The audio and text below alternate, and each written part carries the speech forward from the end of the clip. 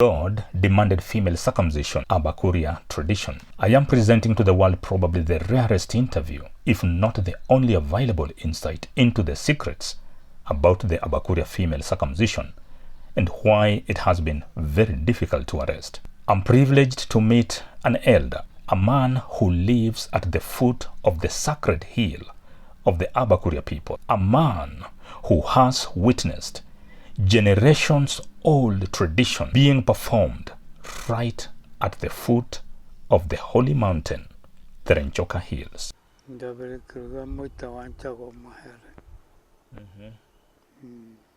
Okahita moka kiwiboyo mwaka wanani boyo 42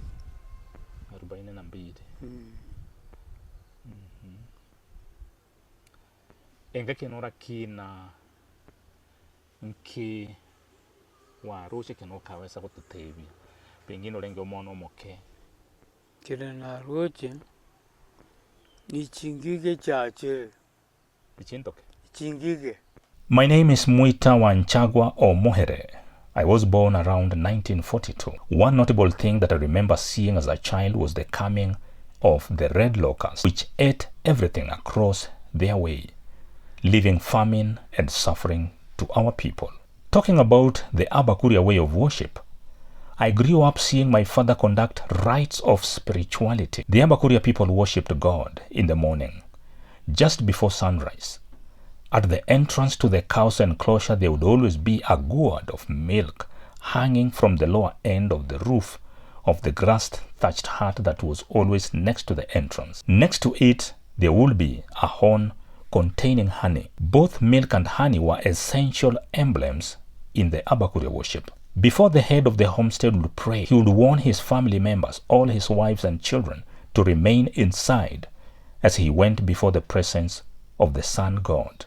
And what exactly would the head of the family be saying to God as he spewed milk and honey to him? I asked. He would first thank God for watching over his family over the night, for the gift of life, for providing to his family, and even ask God to continue blessing and protecting them. He would say, "Sun God, you are just beginning to rise. I pray you to rise on me and my family in a good way." Then after that, he would take the milk and honey, spew one after the other. "I have given you milk and honey. May you rise well on me and my family." Only men worshipped God. Women were not involved in the worship of God. Viewer, welcome to GM Chacha TV. Your viewing and comment gives me the energy to gather more news. Kindly consider subscribing to the channel. Put down a comment in regard to this presentation. And now back to the interview. As the family woke up, they were certain that their paths had been cleansed, sanctified, and there was no bad luck or any curse on their way or paths. To the Abakuria people, there was only one God, named Enokwe. As for snakes, they were viewed as messengers sent by God. Such a snake, if it ever strayed into your house, it will not be killed. Such a snake, if it ever strayed into your house, it would be offered some sacrifice. A python, for instance, will not be killed unnecessarily, except when swallowing your goat. Killing a python was a taboo. Just like the Jews who had holy mountains like Mount Horeb, Mount Sinai, we too have holy mountains in Korea, namely the Renchoka Mountains, which are the abode of the spirits and are accessed only by the very senior council of elders at the top of the hierarchy. The mountains are holy and sacred, if you may call them. They have divine caves in which you just can't enter. If you ever entered, you'll be lost forever. You'll be killed by the spirits. You see, spirits inhabit the caves, and only the selected individuals, the anointed, the topmost senior elders will enter the caves to receive revelations from the spirit world, which they would communicate to the community. The mountains of Renchoka are very significant to the circumcision season in the Abakuria community. It is here that the ancestor spirits speak to the council of elders in regard to whether or not there will be circumcision. Circumcision wasn't just conducted. No. It was conducted as an obligation to the ancestors and spirits. The elders would first consult the spirits, and if the spirits agreed, then there would be circumcision. Otherwise, if the spirits refused, even for 3 years, there would be no circumcision until there was a green light. Therefore, just note that circumcision was not automatic. It had to be communicated to the people. First, the council of elders would have to confirm if there are many candidates, many enough, who are old enough to be circumcised. They would virtually do some kind of census or head count to verify the number of eligible candidates for the circumcision.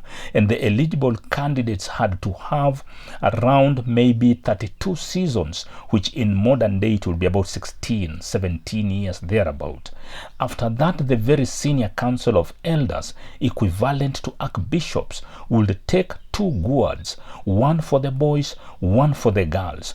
Only the very senior elders would take the gourds to the holy mountain and enter the Holy of Holies, a special cave inside which there was a very deep spring which produces holy water, water with powers. The gourds have restrictions at their mouths. They would put these gourds at the path of this holy water from the cave. If both gourds filled with water, then the spirits have permitted circumcision to the boys and the girls. If the gourds didn't fill up with the water, the circumcision was pushed to the following year or even the 3rd year until the time or the year as when the gourds are filled with water when placed along the fountain.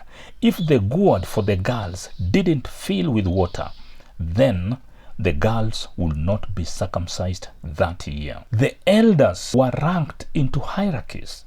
It is not every other elder who could enter the Holy of Holies. No, only very senior, revered elders who had graduated traditionally, who had undergone certain traditions to graduate them to the next level, could enter to the point of drawing water to allow for the circumcision. These were very special people. Just like hierarchies in political circles and even in churches, so we also had the same. There is no way circumcision could be conducted without the green light from the elders. Girls' circumcision was mandatory because spirits demanded so when their gourd filled with water. This was our tradition and was strictly adhered to. A girl who failed to be circumcised, and even as today, the girl would be excommunicated from the Abakuria community and be expelled to another tribe, and her family would never accept any dowry from her. She was bad omen to the family. She had disobeyed the gods. Well, to the viewers, when talking about the Abakuria culture, it's not just a culture, but a way of worship, which is part of our daily life. It is built on taboos and prohibitions, reinforced by fear of the consequences. The Abakuria people lived on a set of rules that did not exist on any written manuscript, but on people's hearts. Despite there being no law enforcers, it is interesting to note that the laws and regulations of the community were adhered to the letter and were not reducible. Remember, female circumcision among the Abakuria people isn't just about FGM, but about taboos and prohibitions, a traditional religious obligation.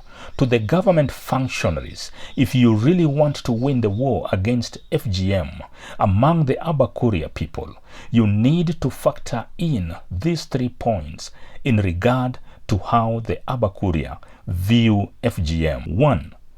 The religious significance that FGM carries along with it, namely, not circumcising leads to extinction and a curse in the family. If the girl is not circumcised, it is believed that she will invite a curse and she could lead to the extinction of her family.